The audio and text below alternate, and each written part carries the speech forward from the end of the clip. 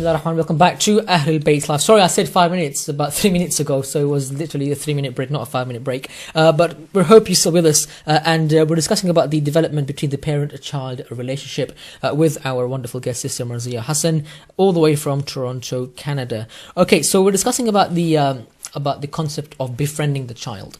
And we have a question from one of our viewers, but we'll ask that just in a short while. Again, moving back to the whole scenario of befriending your child, I want to ask you this. I mean, when a father sort of befriends his son, okay, let's talk about father and son, only because it's very easy for me to relate to. Okay. A father might want to sort of go out and play football with his son, or play badminton, or play squash, or go swimming, or maybe any outdoor activity, and often, with friends as it is. So now, therefore, the father is now becoming a friend with the son in these social gatherings. So the son, when it's outside the house, is now looking at this figure as my friend, as someone who is now playing football with me, as someone who is now going out playing squash with me, and the sport becomes very competitive, right? A healthy competition, but as it is common with friends. So if I'm playing, let's say, tennis with my friend, for example, and let's say he hits the ball way outside the court. Like, oh man, what are you doing, man? I have to go and get that ball because of you. See, now that's a very natural reaction to a friend. Mm-hmm. And that same emotion, that same reaction might be said to the father, accidentally, because the son is now thinking, okay, you know what, he's like my friend now, so I can say these things to him. Now, in that scenario, do you think that a father should set some ground rules and say, hey, listen, I'm coming out with you, I'm going to play with you, but listen, just to let you know, I'm still your father, so maintain that respect, know what you're going to say to me when things get heated. So should there be a communication, or should it just be a free flow kind of thing? Okay, so I certainly don't think that's a very realistic conversation that a father and child would have. Mother. In terms, no. What I mean is, I think it's a wonderful idea for fathers to be playing sports with their children, daughters and sons. Mm-hmm. So I think that's a really healthy thing. It doesn't mean that they suddenly become friends because they play together. Mm-hmm. And in terms of how they communicate on a daily basis, it's, again, from my experience, it's not a very useful conversation to have on the way to the game that, you know what, I'm playing with you, but I'm still your dad. It just doesn't seem real. As a parent. No, I'm asking you, should they have that conversation? No, I don't. I'm not saying that they do. I'm asking you, should they? I don't believe they need to, because what the child will pick up is, the main thing that you can do with your child, the most important thing, how children pick up stuff, is modeling. So it's, in parenting, we have a saying that do not worry that your child is not listening to what you're saying, because parents often complain that my child doesn't listen to what I say. Worry that they're watching everything you're doing. So a child is very likely to repeat behaviors that they see their parents engage in. Mm-hmm. So if the child is watching the parents communicate with each other in a certain way, that is much more likely to be replicated either on the playground or with their friends. If the child has generally seen healthy communication, respectful communication, then that's what the child is likely to engage in. So in terms of being on the sporting field, and if they say something, I can't really comment on whether it's right or wrong. I think it depends on everyone's level of individual comfort along being spoken to in a certain way. But certainly in terms of respect, that doesn't only deal with parents, it actually deals with, we are meant to talk respectfully to friends as well. Sure. And to players on the field. Mm-hmm. So in terms of using bad language or swearing, I mean, that for a Muslim is not acceptable, whether they're on the playing field or speaking to their parents. Sure. Okay. And when it comes to the act of disciplining a child, then again, when you are seen to be befriending your son or your daughter, and then comes the issue of disciplining them. Mm-hmm. So when the son or the daughter commits a mistake, be it at home or outside the home, How can they discipline whilst at the same time maintain that love, that trust that they've built for so long? I believe actually in order to maintain the trust and the security of the child, it is extremely important to use what we call positive discipline. So what is not helpful for the child is, for example, if you don't set limits or you let them get away with things that are not appropriate, or the child has no clear idea of what is expected of him. Research shows that that's actually really unhealthy for children. It gives them a sense of insecurity rather than security. So children thrive when they know that parents are in charge and that they're going to follow up with limits that they have set. In terms of discipline, I firmly believe that all discipline starts with self-discipline. And what I'm talking about is the discipline of the parents themselves. So for example, if I'm disciplining a child, I need to be careful of how I speak, what I say. And if I am speaking in a proper manner to the child, and if I am following up with what I'm saying, the message the child gets is, although I am really upset right now, and what you have done is not appropriate, I'm still going to manage my emotions. I'm still going to speak to you respectfully and at the same time hold you accountable for what you have done. And that actually sends a really positive. So the three key words, as it were, in parenting is be positive, be firm, and be consistent. So if we have set limits, then we need to follow them up with consequences. Now, when we talk about consequences, sometimes people think that means punishment, but it actually doesn't. Punishment and discipline is two very different things. What's the difference? So discipline has to do with training. So discipline could be actually teaching a child new skills. So teaching them how to brush their teeth is discipline. Punishment has the idea of imposing a penalty on a child for what they have done. And discipline, just the idea is that you're training the child, so you may be withholding privileges at some point, if that's what is called for.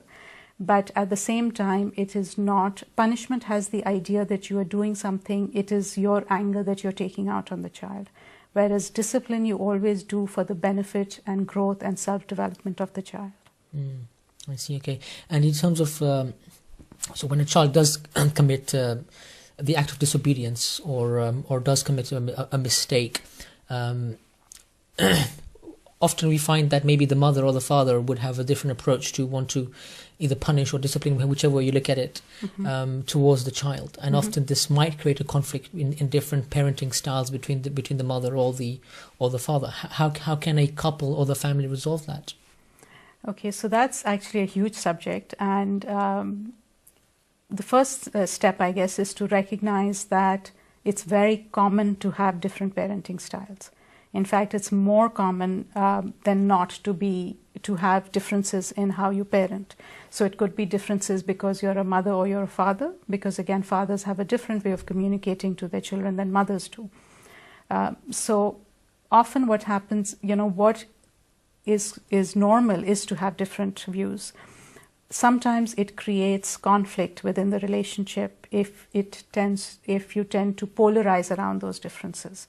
So, the way to handle the differences, one thing is to recognize and appreciate that your spouse has a different way of parenting, which may be as valid as yours, and to work together in managing those differences. In other words, to build up your own relationship with your spouse, and that is a much healthier thing for the child than actually to be polarized and to think it's only my way or the highway kind of. Okay, let's again a kind note to our viewers that this is a live program, and of course you can definitely partake in the show. Give us a call 0203411784. You can text us should your question be private, or if you simply don't want to call into the show, you can of course text us 07506842842. You can tweet us at Ahlulbayt TV. If you are calling from abroad, the number is +44 2034117842 or +44 7506842842. What do you think about the topic we're discussing here this evening? mean, what are your thoughts? Again, if you have a question, then of course Sister Marzia Hassan will be very pleased to answer your questions and to get your feedback on some of the points that she has made in the program today. Let's just ask a question received from one of our viewers, and this is regarding the concept of play therapy. So what is play therapy and how is this utilized? Although I know that there is a modality of therapy called play therapy, I'm certainly no expert in it.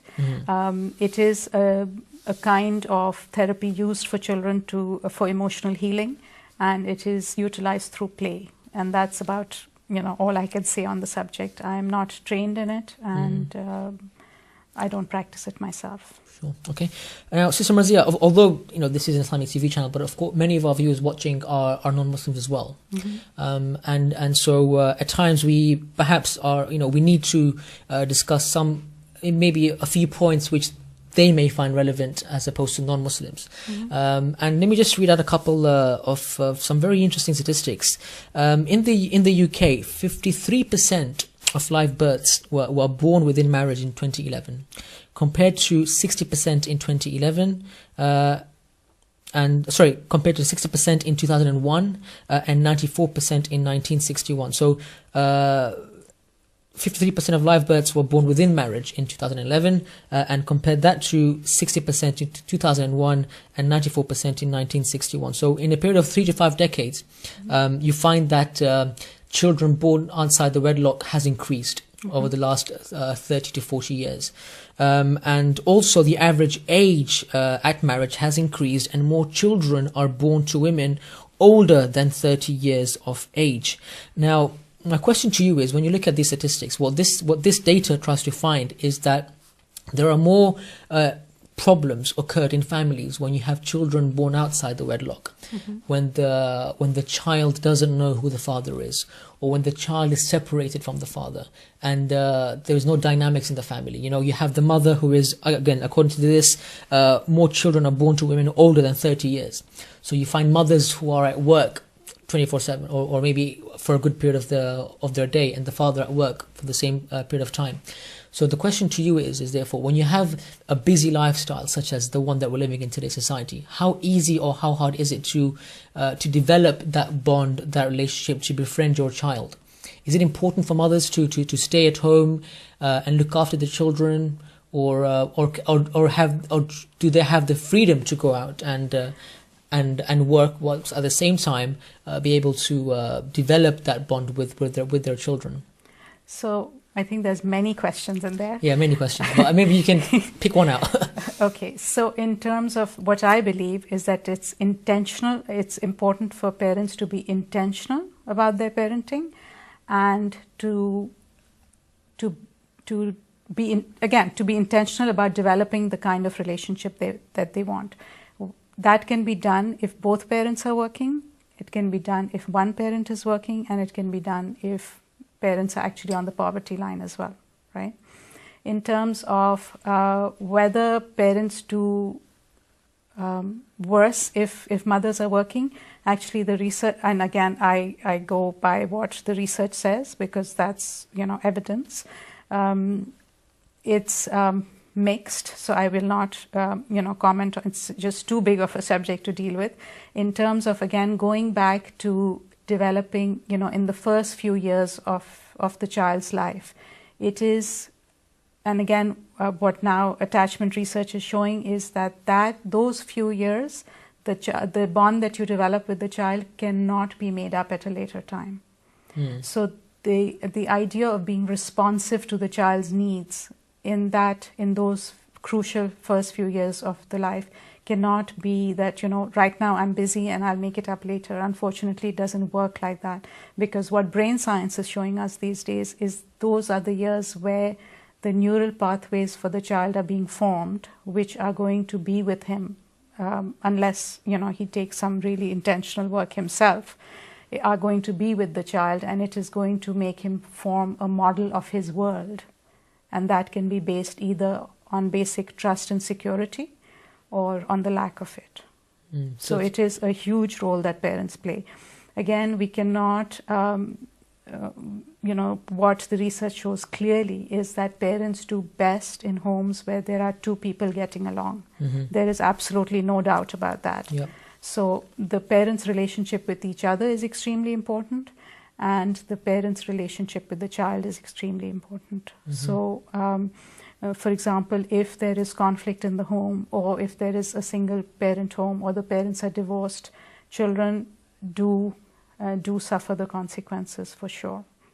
So let's list down steps of guidance for couples, for families, especially when it comes to developing that bond between the parent and the child. What can someone watching this right now, or a parent who is or a father and a mother who have just recently had a child, and the child is now, let's say, a toddler, what advice can you give them to develop that bond once the child is older now?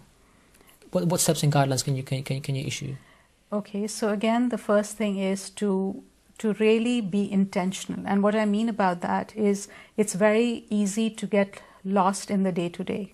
As a new parent, you are extremely busy just managing the needs of the child, managing the household. If you're working, all those things take up a significant portion of your day.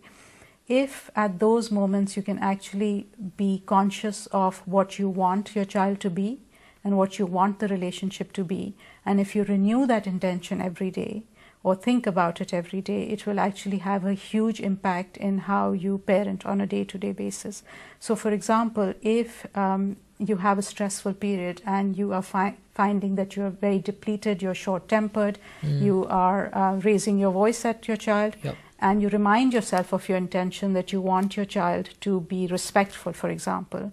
If that is a goal, then you can keep coming back to the intention and make different choices on a day-to-day basis, in how you want to parent. So again, remembering that the greatest thing we can do for our children is model the values that we want them to have. So, sometimes parents get extremely caught up in the day-to-day discipline. For example, what time the child sleeps, or, what is the child eating. And although these are important things, they are, in the long run, how many hours they slept when they were 6 years old is not going to be that important. But how you managed those differences with your spouse, for example, and what the child saw you doing is going to be hugely important in their life. So again, if we are intentional and conscious about those choices, it can make a big difference in a child's life. Sure.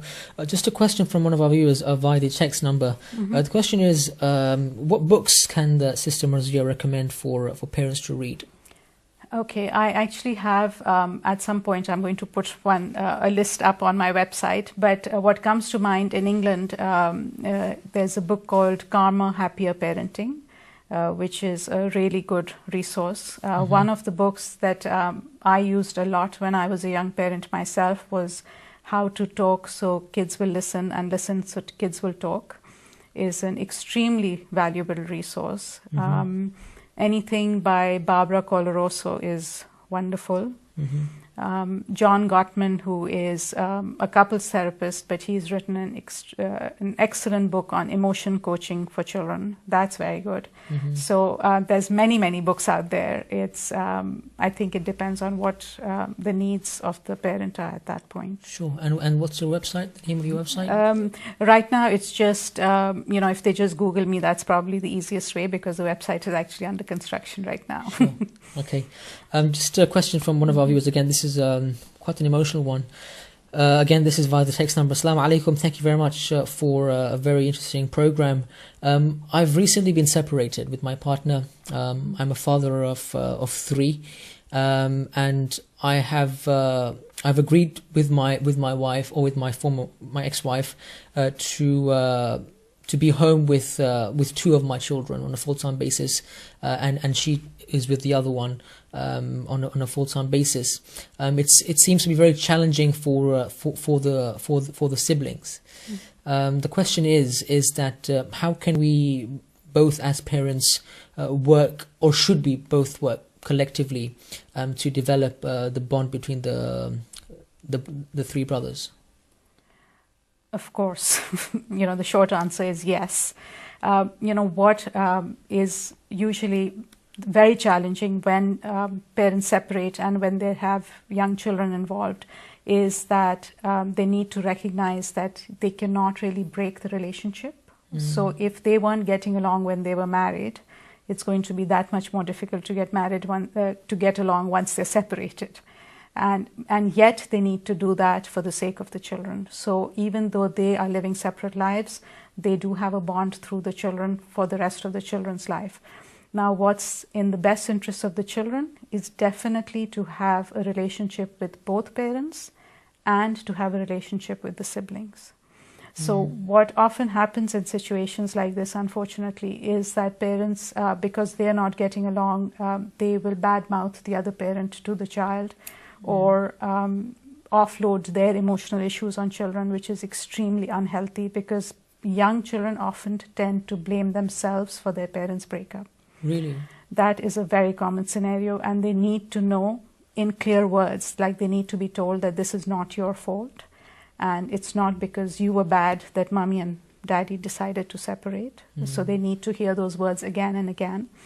And for the sake of the children, the parents really need to form some sort of respectful alliance in order to parent the children, because again, it's not something that you can end. They're going to be graduations and weddings, and where they're going to have to be together, hopefully, for the best interests of the children. Sure. Okay, just one last question. It's again quite a long message, but just to summarize the question here from the view. Of course, you can definitely call in and ask yourself the entire length of your question, but just the gist of this particular question is that. Again, very similar to what we were discussing earlier about the different parenting techniques between the father and the mother. But earlier we were discussing about the discipline aspect, the punishment aspect. What this one is asking is that my wife is very sort of clingy. So for example, she wants to ascertain that my child wears this and my child should wear that, or my child should go here, my child should go there. I, as a husband, have no say, and this is affecting my personal relationship with my child. So what can I do?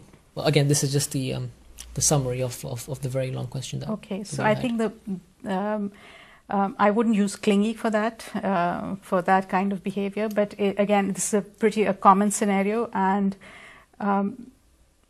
generally, what mothers tend to be gatekeepers for their children. What that means is, because of the maternal bond, they tend to be in charge of the emotional lives of the children, and they have sort of access to the children, which they can control or not. So I know many women may not be happy with me saying this, but it needs to be said that whatever your issues with your spouse, it's not good for the children to be involved in them. What's best for the children is actually to just be a little bit more flexible. Because what's very common these days, by the way, and what many men report and what fathers report, is that women want 50% of contribution, but 90% of the control. So this is because, and the reason being is that women tend to be more in tune with the children's needs. So, and they also tend to be more, and this is a big generalization, I realize that, but they tend to be more seeking of knowledge and support on how to parent well. It's not good or bad, but that's generally, like when we have workshops, for example, on parenting, which we do very often, usually 80 to 90% of the participants are women. So, and what happens is, when they learn the techniques or the strategies, they think that's the only way, and then it actually causes conflict in the relationship because the father isn't doing what is textbook, right? But what I recommend in situations like that is, first of all, to recognize that the respect that you show for your spouse and for his parenting probably has a much better impact on your child than to insist that they go to bed at 8 instead of 9. Just to take an example, or that they eat no sweets at all during the week. another thing that happens is that often when we're discussing these issues, we're doing it in the heat of a conflict. Yeah. So something comes up and that's when we discuss it. Whereas a really good time to discuss it is when there is no conflict and when you're actually, both of you are calm and more open to listening to each other. Sure. And the best is definitely if parents are on the same page. That is the ideal situation. But not being on the same page is not as damaging as the conflict that it can create. Sure. Okay, we'll now do a very short break, but once we're back, we'll answer this question from a viewer who asks, my mother-in-law interferes quite heavily in how I bring up my son and my daughter. What do I do? So we'll answer your question after the break. See you in roughly 3 minutes' time. Assalamu alaikum wa rahmatullahi wa barakatuh.